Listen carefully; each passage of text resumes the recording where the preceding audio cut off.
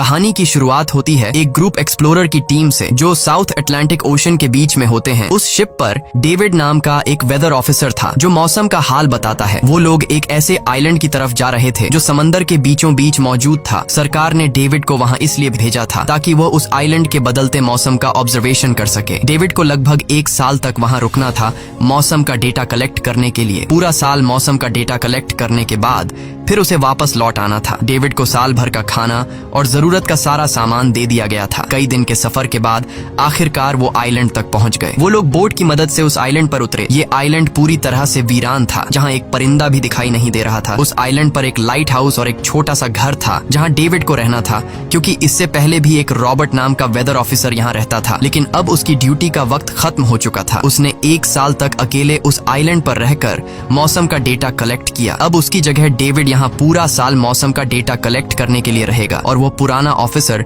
Robert ship के साथ वापस चला जाएगा। लेकिन जब पूरी टीम ने घर को विजिट किया तो वो हैरान रह गए, क्योंकि वहाँ किसी भी इंसान का नामो निशान नहीं था। कमरे के अंदर पुराने ऑफिसर का सारा सामान यहाँ वहाँ बिखरा पड़ा था। जिसके बाद कैप्टन और डेविड ने सोचा कि शायद लाइट हाउस में कोई हो सकता है। कैप्टन और डेविड बिना वक्त गंवाए लाइट हाउस की तरफ बढ़ते हैं और वो सब वहाँ एक अजीब नजारा देखते हैं। वो देखते हैं कि पूरा लाइट हाउस तेज और नुकीले लकड़ियों से घिरा हुआ था, जैसे किसी ने जानबूझकर उसे बंद कर दिया हो ताकि कोई भी अंदर न जा सके। जिसके बाद कैप्टन और डेविड ने लाइट हाउस का गेट कई बार नॉक किया, लेकिन अंदर से कोई रिस्पॉन्स नहीं मिला। आखिर में उन्होंने गेट को जोर से धक्का दिया और अंदर घुस गए। लाइट हाउस के अंदर उन्हें एक आदमी मिला जिसका नाम ग्रूनर था। जब उन्होंने ग्रूनर से पुराने वेदर ऑफिसर रॉबर्ट के बारे में पूछा तो उसने जवाब दिया कि वो तो मर गया है। वो समंदर की तरफ गया लेकिन दोबारा कभी लौटकर वापस नहीं आया। ग्रूनर की बातें सुनकर डेविड और कैप्टन दोनों चौंक गए। ये सब सुनने के बाद कैप्टन ने डेविड से कहा, अगर तुम अब भी चाहो तो हमारे साथ वापस चल सकते हो। लेकिन डेविड ने वापस जाने से इनकार कर दिया। डेविड ने सोचा अगर वो सरकार को उस आइलैंड का एक्यूरेट वेदर रिपोर्ट दे पाया तो उसे काफी मोटी रकम मिल सकती है। जिसके बाद कैप्टन ने उसे एक गन दी खुद की प्रोटेक्शन के लिए, और कैप्टन ने डेविड से कहा कि ये जगह मुझे सेफ नहीं दिखाई दे रही, अपना ख्याल रखना। इसके बाद उसे वहीं पर छोड़कर वो सब वापस चल दिए और अब ये दोबारा वापस 1 साल बाद आएंगे। कैप्टन के जाने के बाद डेविड ने घर को थोड़ा सेटल किया, रहने के काबिल बनाया। रात होने के बाद उसे ड्रॉर में एक डायरी मिली जो पुराने वेदर ऑफिसर रॉबर्ट की थी। उस डायरी में आइलैंड के बारे में बहुत कुछ लिखा था। डायरी में एक मिस्टीरियस क्रीचर के बारे में कुछ बातें लिखी गई थी, लेकिन सब कुछ साफ नहीं था, कुछ बातें अधूरी थी। डेविड हर लाइन को ध्यान से पढ़ता गया। उस डायरी में कुछ अजीब तरह के जानवरों के स्केचेस भी बने थे। डेविड को समझ नहीं आया उसने ऐसी पिक्चर्स क्यों बनाई थी। शायद वो अकेला था और टाइम पास के लिए ऐसा किया होगा। डायरी के एक पेज पर पुराने ऑफिसर के वाइफ की फोटो भी लगी थी। डेविड वह डायरी पढ़ते पढ़ते थक गया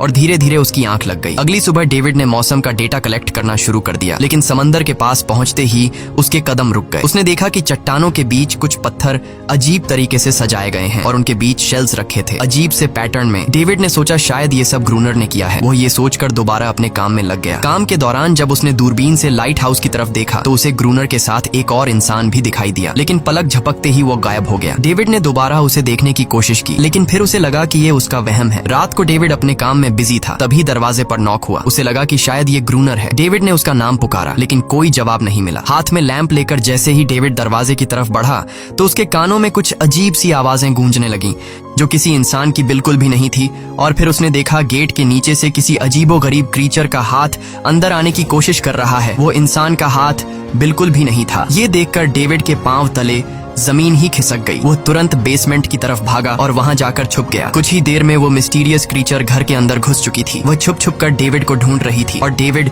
बेसमेंट के एक छोटे से दरार से उसे देखने लगा। डेविड की हलचल से उस क्रीचर ने डेविड को देख लिया, जिसके बाद वो क्रीचर डेविड को मारने के लिए तेजी से उसकी तरफ भागा और दरार से उसे पकड़ने की कोशिश करने लगा। तो डेविड ने खुद को बचाने के लिए फौरन चाकू उठाकर उसकी आंख में दे मारा। वो क्रीचर चीख के भाग गई, लेकिन वो कभी भी वापस आ सकती थी। और डेविड के दिमाग में ये बात कंफर्म हो गई कि जो डायरी में क्रीचर के बारे में बात लिखी थी वह सच है। डर के मारे वो पूरी रात सो न सका। अगली सुबह जब डेविड घर से बाहर गया तो उसने रेत पर कुछ पैरों के निशान देखे जो किसी इंसान के बिल्कुल भी नहीं थे। वो निशान सीधे समंदर की तरफ जाकर खत्म हो गए थे। अब डेविड को सब समझ आ गया था कि क्यों ग्रूनर ने लाइट हाउस के चारों ओर नुकीली लकड़ियां लगाई हैं। अब डेविड जान गया कि अगर मैं इस घर में रहूंगा तो वो क्रीचर मुझे कभी भी मार सकते हैं। डर के मारे डेविड लाइट हाउस की तरफ दौड़ता है और ग्रूनर को चिल्लाकर कहता है, गेट खोलो, मुझे अंदर आना है। लेकिन ग्रूनर उसे अंदर नहीं आने देता देता और कहता है, तुझे शिप के साथ लौट जाना चाहिए था। डेविड निराश होकर वापस लौटता है क्योंकि क्रोनर उसे लाइट हाउस के करीब भी नहीं देखना चाहता था। वो उसके ऊपर पानी गिराकर उसे दूर जाने को कहता है। अब उसे खुद ही कुछ करना होगा। उसने घर की हर एक विंडो को लकड़ी से बंद कर दिया,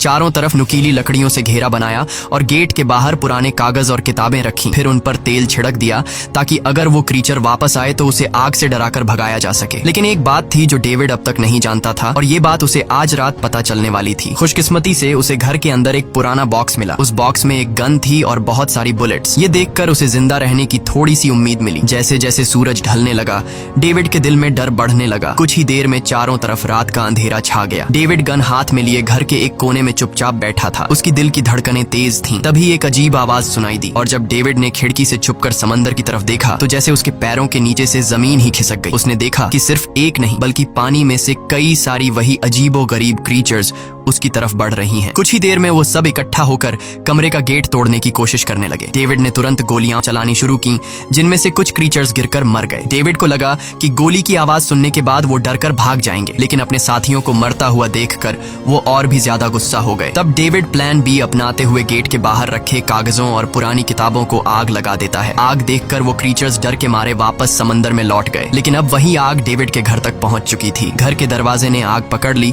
और धीरे धीरे फैलने लगी क्योंकि पूरा घर लकड़ी का बना हुआ था। डेविड ने तुरंत एक चादर में खुद को लपेटकर अपनी जान बचाई और बाहर निकलकर लाइट हाउस के पास एक बड़े पत्थर के पीछे छुप गया। क्रीचर्स को शूट करते वक्त डेविड के हाथ में काफी गहरी चोट भी आई। तभी अचानक तेज बारिश शुरू हो गई। आग धीरे धीरे बुझने लगी, लेकिन पूरी रात की बारिश के बाद भी सुबह तक डेविड अपना घर नहीं बचा पाया। पूरा घर जलकर लगभग राख हो चुका था। अब अगर डेविड को जिंदा रहना है तो उसे लाइट हाउस में पनाह लेनी होगी। उसने अपनी राइफल उठाई और लाइट हाउस के पास के पत्थरों के बीच छुप गया और इंतजार करने लगा कि कब ग्रूनर पानी भरने आएगा। जब ग्रूनर पानी भरने के लिए लाइट हाउस से बाहर निकला तो डेविड उसके पीछे पीछे चल दिया, लेकिन तभी अचानक एक अजीब सा क्रीचर जो ग्रूनर के पास ही था उसने डेविड पर हमला कर दिया। लेकिन किसी तरह करके डेविड ने उसे काबू कर लिया। वो क्रीचर ग्रूनर का रक्षक था। जब वह उसे शूट करने वाला था तो ग्रूनर ने तुरंत डेविड को रोका और कहा, रुक जाओ, ये मेरा पालतू है। डेविड ने गोली नहीं चलाई और मौके का फायदा उठाते हुए उसने ग्रूनर के साथ एक शर्त रखी, अगर इस क्रीचर को जिंदा रखना है तो मुझे लाइट हाउस में रहने दिया जाए, नहीं तो मैं इसे मार दूंगा। जिसके बाद ग्रूनर ने हाँ कर दी क्योंकि डेविड के पास ढेर सारा खाना और गन पाउडर था। शाम होने से पहले दोनों बचा हुआ खाना लेकर लाइट हाउस लौट आए और वो दोनों आराम से सो गए। अगली सुबह वो क्रीचर चुपचाप डेविड का हाथ चाट रहा था। जब डेविड नींद से जागा तो उसने देखा कि इस क्रीचर के चाटने की वजह से उसका हाथ पूरी तरह से ठीक हो चुका है। ये सब देखकर डेविड हैरान हुआ। डेविड अब क्रोनर से इस क्रीचर के बारे में और जानना चाहता था और फिर ये सब दुनिया के सामने लाना चाहता था क्योंकि ये किसी जादू से कम नहीं था। डेविड ने सोचा, अगर इस क्रीचर का राज दुनिया के सामने हम लाते हैं तो डेविड और क्रोनर दोनों बहुत सारा पैसा और नाम कमा लेंगे। लेकिन क्रोनर को ये सब नहीं चाहिए था। वो इस आइलैंड से कहीं नहीं जाना चाहता था। क्रोनर का अब इस दुनिया में कोई नहीं बचा था। उसके लिए ये आइलैंड परफेक्ट था जहाँ वो अपने आप को एक किंग समझता था और अपनी मर्जी का मालिक। इसी वजह से उसने आइलैंड के कई हिस्सों में लिख दिया था, क्रोनर यहाँ का बादशाह है। लेकिन डेविड को ये समझ नहीं आ रहा था कि ये अजीब सी क्रीचर क्रोनर की फालतू कैसे बनी। तो क्रोनर ने बताया कि एक बार क्रोनर ने उसकी जान बचाई थी। वो गलती से उसके फिशिंग नेट में फंस गई थी। तब ये क्रीचर छोटी थी और उस दिन के बाद से वो क्रोनर के साथ ही रह गई। उसकी हर बात माननी शुरू कर दी। लेकिन क्रोनर एक सख्त इंसान था। वो इस क्रीचर के साथ बहुत बुरा बर्ताव करता था। क्रोनर हर दिन इस क्रीचर के साथ फिजिकल रिलेशन रखता था। क्रोनर ने बताया कि एक बार इस क्रीचर ने मुझ पर हमला भी किया था और उसके बदले में क्रोनर ने उसे ऐसी सजा दी कि उस सजा के बाद वो क्रीचर अपने आप को क्रोनर की गुलाम समझने लगी। और आप सब भी समझ गए होंगे कि हर रात वो क्रीचर समुद्र से बाहर क्यों आते हैं। वो सभी इसलिए आते हैं ताकि अपने साथी को क्रोनर से छुड़वाकर वापस ले जाए। लेकिन क्रोनर ऐसा नहीं होने देता। वो क्रीचर्स दिन के उजाले में अटैक नहीं कर सकते क्योंकि सूरज की रोशनी उनकी स्किन जला देती है। डेविड अब यहाँ और नहीं रहना चाहता था। वो किसी तरह से आइलैंड से अपनी जान छुड़ाना चाहता था। खैर, शाम होने लगी और क्रोनर ने उससे कहा, गन लेकर रेडी हो जाओ क्योंकि वो क्रीचर्स कभी भी हमला कर सकते हैं। वो लाइट हाउस की लाइट ऑन करने के लिए तैयार हो गए और कुछ ही देर में समुद्र से बड़ी संख्या में क्रीचर्स निकलकर बाहर आ गए। वो लाइट हाउस की तरफ बढ़ते जा रहे थे। क्रोनर उन पर लगातार फायर करता जा रहा था, लेकिन डेविड पूरी तरह से डर गया था। वो लाइट हाउस के अंदर की तरफ आने लगा। क्रोनर के बार बार कहने के बावजूद वो बस एक कोने में चुपचाप बैठा रहा और कुछ ही देर में डेविड बेहोश हो गया। क्रोनर पूरी रात अकेला इन क्रीचर्स से लड़ता रहा। अगली सुबह क्रोनर ने गुस्से में डेविड के मुंह पर पानी डालकर उसे उठाया और कहा, अगर तुम्हें जिंदा रहना है तो इनकी जान लेनी होगी, नहीं तो तुम्हें लाइट हाउस से निकाल दिया जाएगा और तुम्हें मेरी हर बात माननी होगी। रोजाना पानी भर कर लाना, लाइट हाउस के छोटे बड़े काम करना और रात को मेरे साथ गार्ड ड्यूटी भी करनी होगी। अब डेविड के पास दूसरा कोई ऑप्शन नहीं था। इसी वजह से ये सब करना उसकी मजबूरी बन गया। डेविड अब क्रोनर की हर बात मानने लगा। लेकिन एक चीज थी जो उसे बिल्कुल भी पसंद नहीं आई। वो ये थी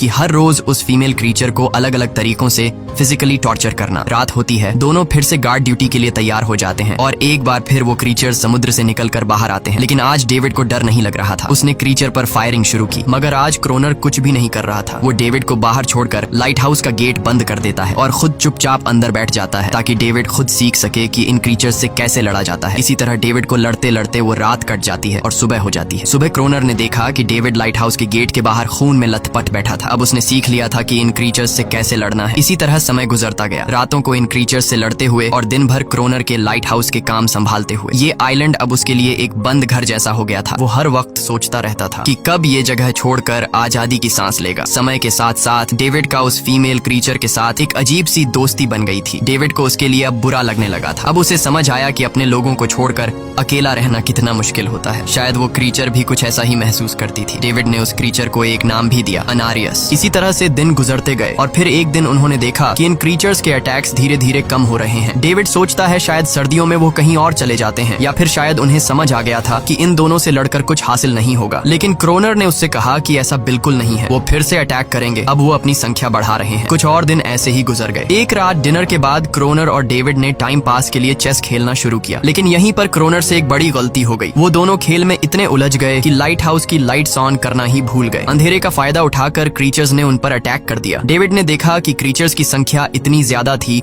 कि दो लोग मिलकर भी ज्यादा देर तक नहीं लड़ सकते थे और इस बार उनके पास कोई प्लानिंग भी नहीं थी। गन्स की बुलेट्स भी ऑलमोस्ट खत्म हो चुकी थी। किसी तरह बचते बचाते वो लाइट हाउस के टॉप तक पहुंच गए। लेकिन इस बीच क्रोनर के पैर में गहरी चोट आ गई। वो क्रीचर्स आज उन पर भारी पड़ गए थे। दोनों को लगा कि आज उनकी मौत पक्की है। लेकिन खुशकिस्मती से सुबह हो गई। जैसे ही सूरज धीरे धीरे उभरता है, वो क्रीचर्स लाइट हाउस छोड़कर समुद्र में वापस चले जाते हैं। कड़कती धूप निकलने के बाद एनेरियस क्रोनर के जख्म को ठीक करने की कोशिश करती है। लेकिन अब तक डेविड को समझ आ चुका था कि वो इन क्रीचर्स के साथ ये लड़ाई जीत नहीं सकते। बुलेट्स भी अब खत्म होने के करीब हैं। उनके पास खाना भी इतना नहीं है कि वो ज्यादा देर तक चल सके। लकीली अगले दिन जब डेविड लाइट हाउस के बाहर इधर उधर घूम रहा था तो उसने समुद्र में एक जहाज देखा। वो जल्दी से अंदर से फ्लेयर गन लाया और जहाज को सिग्नल देने गया। लेकिन क्रोनर ने उसे रोक दिया क्योंकि वो नहीं चाहता था कि डेविड यहाँ से जाए। उसी वक्त अनारियस ने क्रोनर पर हमला कर दिया। वो डेविड को क्रोनर से बचाना चाहती थी। क्रोनर किसी को भी ये आइलैंड छोड़ने नहीं देना चाहता था। ये आइलैंड उसकी अपनी दुनिया थी जहाँ वो एक किंग की तरह रहता था। वो डेविड को भी जाने नहीं देना चाहता था। इतने समय से अकेला रहने के बाद अब उसके पास कोई था जिससे वो बात कर सकता था। और अगर डेविड उस शिप में वापस चला गया तो वो वहाँ जाकर सबको एनेरियस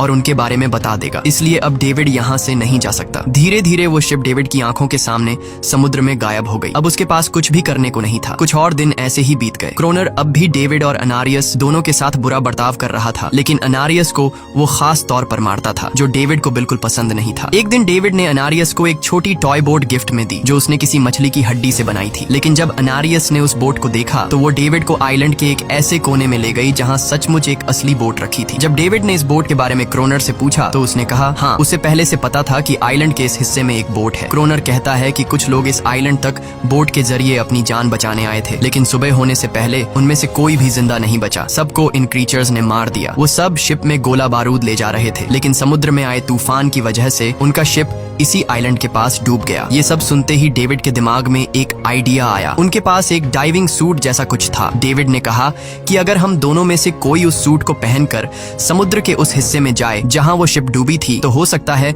उन्हें कुछ बुलेट्स या डायनामाइट मिल जाए जिससे इन क्रीचर्स से लड़ना आसान हो जाए। लेकिन क्रोनर ने इस बात को मानने से इनकार कर दिया। पर डेविड अपनी जान को खतरे में डालकर ये काम करने को तैयार था। कुछ और दिन ऐसे ही गुजर गए। डेविड और अनारियस के बीच एक गहरा कनेक्शन बन गया। डेविड उसे पसंद करने लगा था। इन दोनों को रोमांस करते हुए ये सब क्रोनर ने चुपके से देख लिया। क्रोनर को लगा कि अनारियस उसे छिन जाएगी, इसलिए डेविड को रास्ते से हटाना पड़ेगा। अगले दिन क्रोनर खुद डेविड की बात मानने को तैयार हो जाता है। वो डेविड से कहता है ठीक है, तुम सूट पहनकर नीचे पानी में जाओगे और वहाँ ढेर सारा RDX कलेक्ट करोगे, फिर मैं तुम्हें बोट से ऊपर की तरफ खींच लूंगा। लेकिन क्रोनर का असली इरादा कुछ और ही था। वो चाहता था कि डेविड उसकी मदद से समुद्र के नीचे रखे डायनामाइट के बॉक्सेस वापस सरफेस तक ले आए और उसके बाद उसे वही समंदर में अकेला छोड़ दे ताकि वो क्रिएचर्स उसे मार दें। इस तरह डायनामाइट भी उसके पास आ जाएगा और अनारियस फिर से उसकी गुलाम बन जाएगी। वो दोनों बोट में बैठकर उस जगह पहुंच गए जहां शिप पानी में डूबा था। डेविड ने डाइविंग सूट पहना और समंदर के नीचे उतर गया। नीचे जाने के बाद डेविड ने देखा कि शिप पूरी तरह तबाह हो चुकी है, लेकिन उसकी किस्मत अच्छी थी कि उसे कुछ डायनामाइट के बॉक्स मिल गए। लेकिन तभी अचानक कुछ क्रिएचर उसके सामने आ गए। क्रिएचर्स को देखते ही डेविड घबरा गया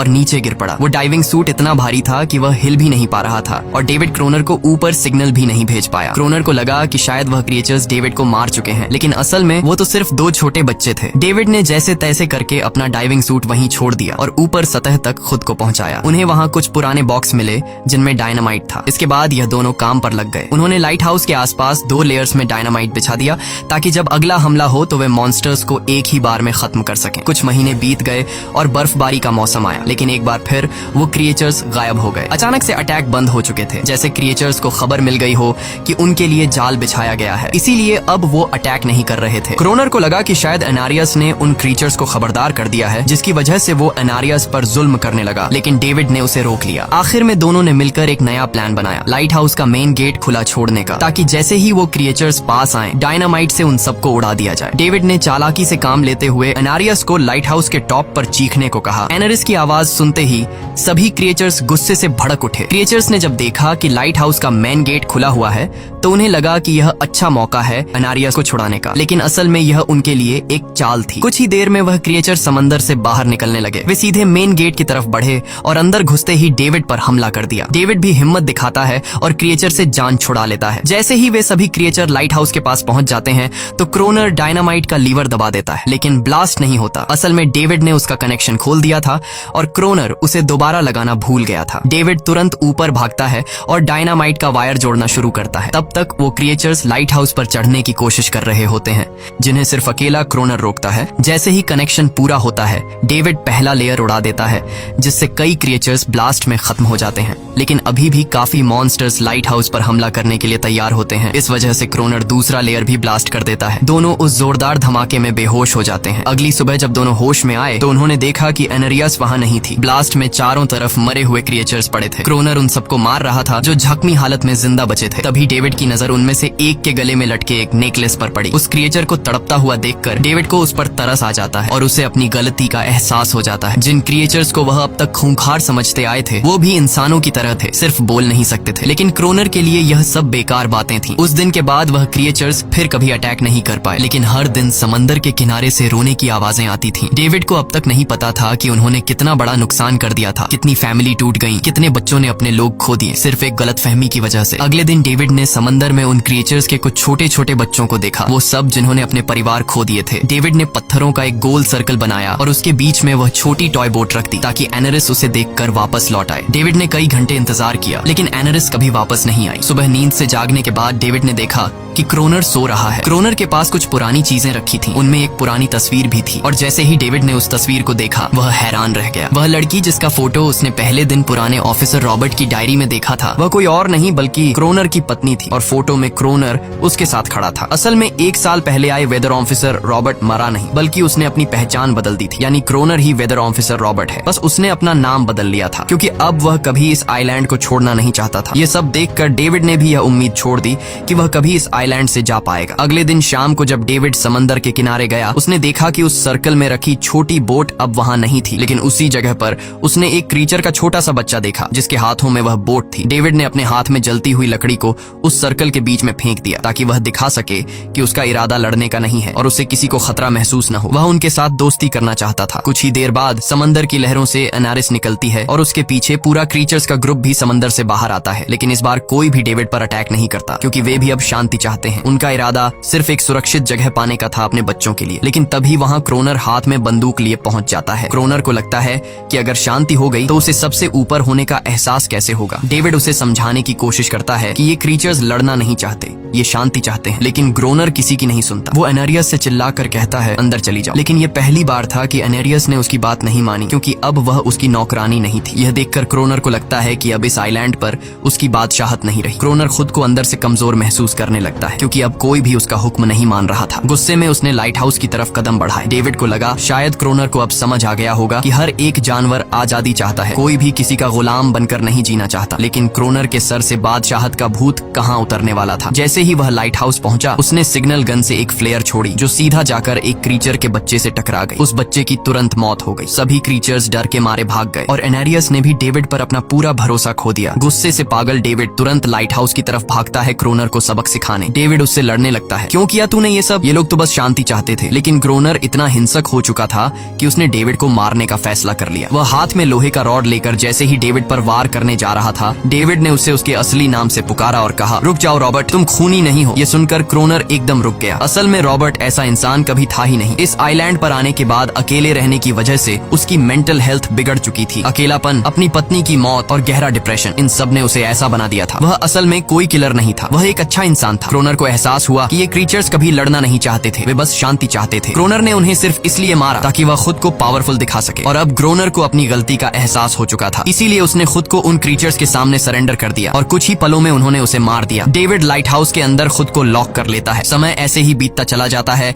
और 1 साल बाद आइलैंड पर एक गवर्नमेंट अफसर आता है। साथ में एक नया वेदर ऑफिसर भी होता है। अब नए गवर्नमेंट अफसर ने इस आइलैंड पर वेदर मॉनिटर की ड्यूटी करनी थी। जब कैप्टन पिछले अफसर के बारे में डेविड से पूछता है तो डेविड भी वही बात करता है कि वह पानी की तरफ गया था लेकिन कभी वापस नहीं आया। और वेदर ऑफिसर को भी लगता है कि डेविड ही ग्रोनर है। डेविड ने भी उनकी इस गलतफहमी को ठीक नहीं किया। वह चुपचाप बालकनी पर गया और खड़ा हो गया बिना कुछ कहे, क्योंकि अब वह भी इस आइलैंड को छोड़ना नहीं चाहता था, बिल्कुल क्रोनर की तरह। इसी दौरान एनेरिस भी अपने परिवार के साथ खुश थी। अब उन्हें किसी क्रोनर जैसे आदमी का डर नहीं था। अब वे आइलैंड पर भी और समंदर में भी आजादी से जी सकते थे। इसी के साथ कहानी खत्म हो जाती है। अगर वीडियो आपको अच्छी लगी हो तो हमारे चैनल को जरूर सब्सक्राइब कीजिए।